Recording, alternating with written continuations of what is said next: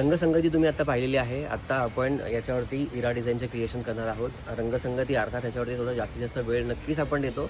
अर्थात याच्यामुळेच तुमची रांगोळी खूप उठून आणि छान दिसते.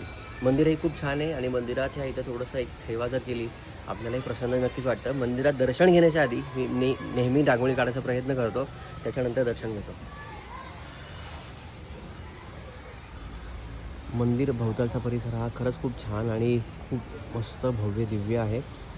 या मंदिरामध्ये गाभाऱ्याच्या इथे खूप छान आणि मस्त संगमरवरावरती नक्षीकाम केलेलं आहे इथे बघायला मिळतं आणि खरंच खूप छान मंदिर आहे.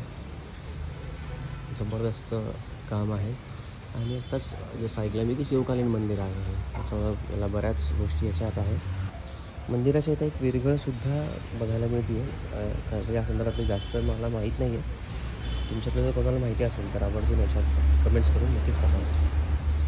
मंदिराची वेळ आणि बाकीच्या गोष्टी इथं थोडक्यात लिहिलेल्या आहेत. जर तुम्ही याच परिसरात येणार असाल तर या गोष्टी सांभाळून किंवा पाहून तुम्ही येऊ शकता.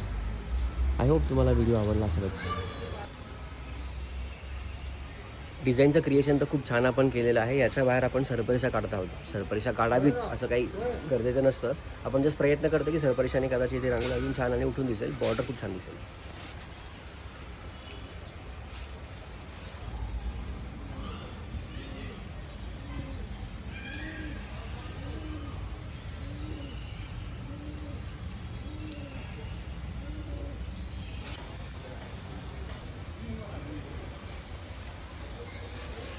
आय होप तुम्हाला रांगोळी आवडली असेल. थोडा मंदिरचा परिसर अर्थात तुम्ही बघितलेला आहेच आहे. या ठिकाणी जर तुम्ही असाल तर आवर्जून मंदिर बघा. मंदिर खूप छान आहे आणि अर्थात खूप शांतता मंदिरामध्ये नक्कीच आपल्याला अनुभवायला मिळते.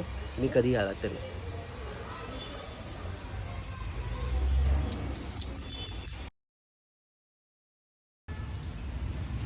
बेहतरीन कलर कॉम्बिनेशन और बेहतरीन इरा डिज़ाइन के क्रिएशंस, अगर आपको भी सीखना है तो अभी ऑनलाइन क्लासेस के माध्यम से सीख सकते हो.